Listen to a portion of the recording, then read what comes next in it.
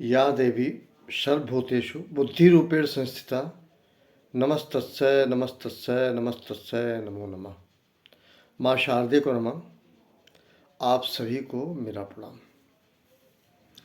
दो बात मेरे दिमाग में आ रही है, मैं ऑब्जर्वेशन पे हूँ, अवलोकन करता हूँ, सोचता हूँ, उन बातों को आपके सम्मुख रखना चाह रहा हूँ।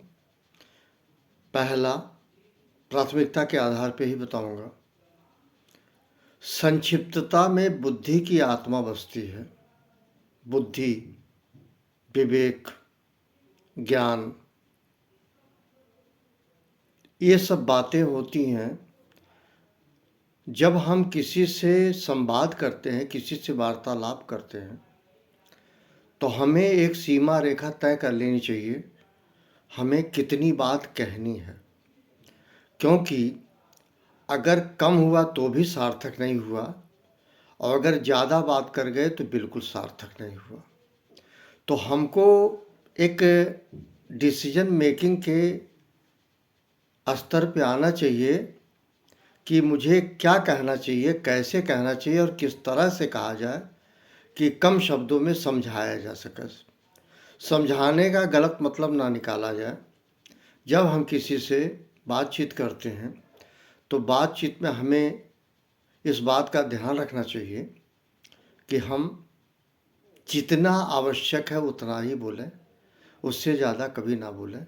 इसमें मान सम्मान आपका बना रहेगा, स्वयं का सम्मान बना रहेगा। इसी के कारण शायद मैं समझता हूँ, मैं आपको एक तथ्यपरक वस्तुस्थिति से अवगत कराना चाहता हूँ। मैं उत्तर प्रदेश के पूर्वांचल पर क्षेत्र है, उसमें एक डिस्ट्रिक्ट है बस्ती। मैं वहाँ का निवासी हूँ, बस्ती जिले का निवासी हूँ। कहना ये चाह रहा था, आचार्य पंडित रामचंद्र शुक्ल को एक कहानी लिखनी पड़ी थी बात पे। बात, जो हम बात करते हैं, शायद ये कारण रहा होगा।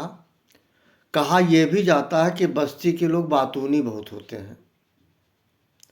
मैं उससे अलग नहीं हूँ, मैं भी बहुत बोलता था, बहुत बात करता था, लेकिन धन्य हो कर्म क्षेत्र का, धन्य हो कार्यस्थल का। काफ़ी कुछ सिखाया। मैं जिस ऑर्गेनाइजेशन में काम करता था, मैं नमन करता हूँ उस ऑर्गेनाइजेशन को। तो मैं आचार्य पंडित रामचंद्र शुक्ल का जिक्र इसलिए किया, उसके पीछे सिर्फ एक वजह है कि जब हम ज़्यादा बोलते हैं तो मीनिंगलेस बात होती है। मीनिंगफुल बनाए रखने के लिए हमको मेंटेन करना चाहिए, हमको इस बात का ध्यान रखना चाहिए कि कम बोला जाए, कम से काम चल जाए, तो अनावश्यक बात करने का कोई मतलब नहीं होता। ये एक बात है। दूसरी चीज़,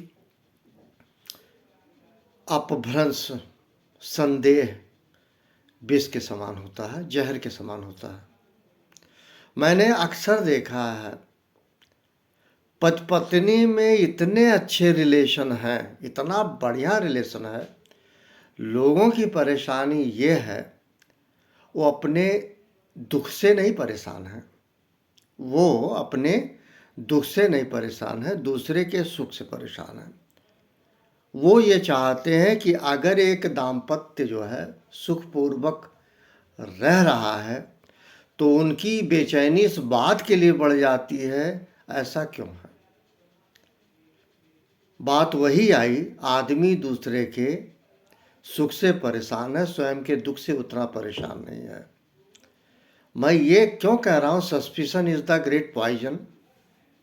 suspicion is the great poison वो इसलिए कह रहा हूँ कि देखा ये जा रहा है, दो लोगों में बॉन्डिंग बहुत अच्छी है, सगे भाइयों में भी हो सकता है,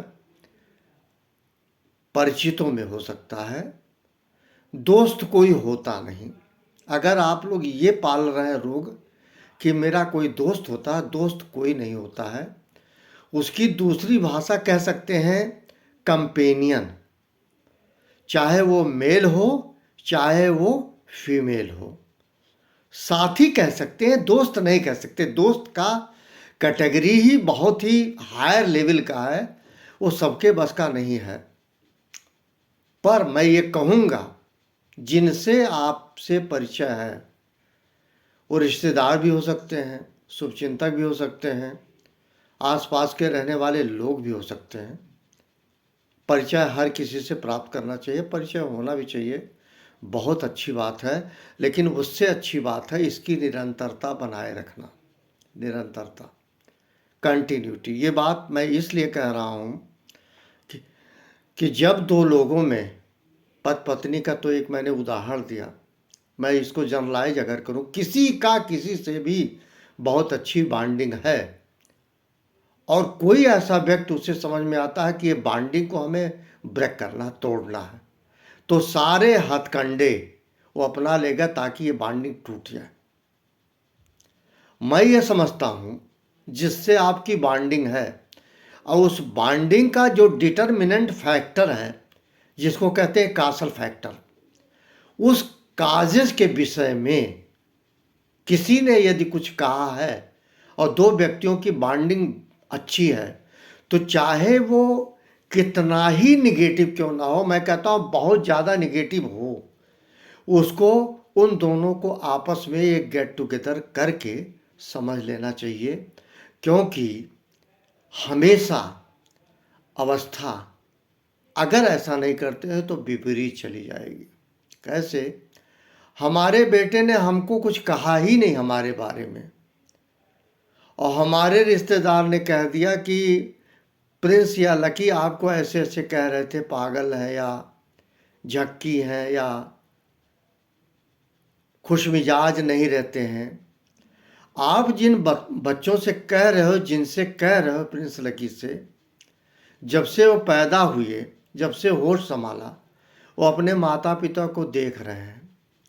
तो आप जब कोई अलग डेफिनेशन इस्टेब्लिश करोगे, वो उनके पहले समझ में आसानी से नहीं आएगा।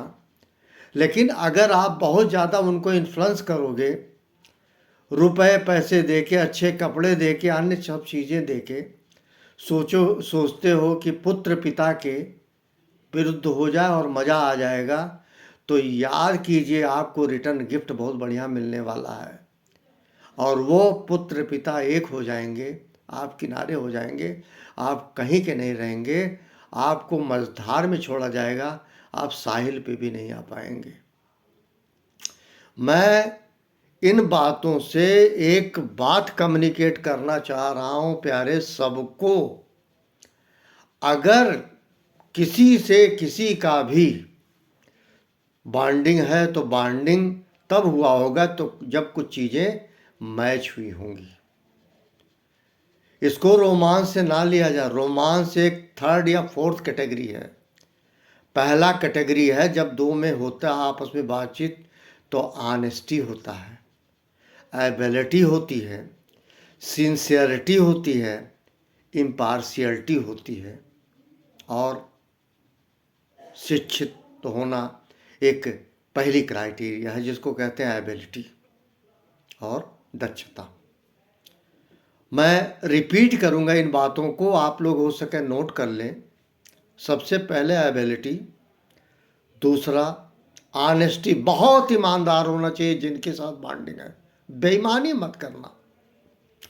तीसरा इम्पार्शियल हो, पक्षपात मत अपनाना, और सिंसियर हो। और एक एडिशनल एक्ट है, वो है डिवोशन एंड डेडिकेशन। इन बातों को जब रखोगे जिनके साथ बॉन्डिंग है, तो कभी अगर परिस्थितियां अनुकूल नहीं होती हैं किसी वजह से, किसी दूसरे की वजह से, तो इनको आप आपस में मिल के गेट टुगेदर के करके वेरीफाई कर सकते हो। यदि वेरिफिकेशन का तरीका फेस टू फेस नहीं है तो व्हाट्सएप के जरिए चिट्ठी लिख के, आज भी पोस्ट ऑफिस जिंदाबाद, चिट्ठी लिख के जरूर कम्युनिकेट कीजिए रजिस्टर्ड विथ एडी कि ये बात ये थी, इस तरह से थी, इसको आप सत्यापन कर सकते हैं। क्योंकि झूठ लोग बहुत बोलते हैं और अगर झूठ आपको पकड़ना भी है, जब आपके विषय में कोई बात कुछ कह रहा हो, तो जब वो झूठ बोलता है तो पहली बात वो आपसे नज़र नहीं मिला पाएगा। दूसरी चीज़, उसके नाक में कंपन होती है। झूठ बोलने वाले के नाक में कंपन होती है जब वो झूठ बोलता है। अगर आप में क्षमता है तो आप पकड़ लेंगे कि ये झूठ बोल रहा है। और सबसे पहली बात, दो लोगों के बीच में अगर कोई बॉन्डिंग, अगर तीसरा कोई एक्ट कर रहा है तो उसका सत्यापन जरूर कीजिए, जरूर कीजिए। उसको संदेह के घेरे में मत रखिए, क्योंकि ये जहर के समान है। मैंने पहले भी कहा, आज भी कह रहा हूँ। आज इस बात पे एक चीज़ और कह रहा हूँ, दोबारा कह रहा हूँ, रिपीट कर रहा हूँ, वो ये है, वुमेन को वाइपर वुमेन भी कहा गया, वाइपर वुमेन। वाइपर एक सांप की प्रजाति होती है, और वो स्त्रियां जो अपने बच्चे से, पति से, अपने माता पिता से, अपने सास ससुर से विश्वासघात करती हैं, उनको वाइपर वुमेन कहा गया है। मैं टिप्पणी बहुत तीखी कर रहा हूँ, किसी को पर्सनल अटैक नहीं कर रहा हूँ, लेकिन याद रखिए, इस कैटेगरी से हट जाइए सारे लोग। और अगर चाहे वो मेल कंपेनियन है चाहे फीमेल कंपेनियन, अगर बॉन्डिंग है तो बॉन्डिंग की आंसरेबिलिटी, अकाउंटेबिलिटी है कि कंटिन्यूटी बनी रहे। कंटिन्यूटी ब्रेक नहीं होनी चाहिए। और कंटिन्यूटी ब्रेक की जो डिटर्मिनेंट फैक्टर है, उस डिटर्मिनेंट फैक्टर को ढूंढना चाहिए, वेरीफाई करना चाहिए। अगर सही है फाइन, अदरवाइज कंटिन्यूटी तोड़ना नहीं चाहिए। कंटिन्यूटी रखना बहुत बड़ी ताकत है। एक दूसरे से परिचय प्राप्त करना एक बात है, उसकी कंटिन्यूटी बनाए रखना दूसरी बात है। इन्हीं शब्दों के साथ आप सभी को हाथ जोड़ के मेरा प्रणाम। मैं कोई पर्सनल अटैक किसी पे नहीं किया हूँ, लेकिन कुछ सोच समझ के कह रहा हूँ। Thank you very much.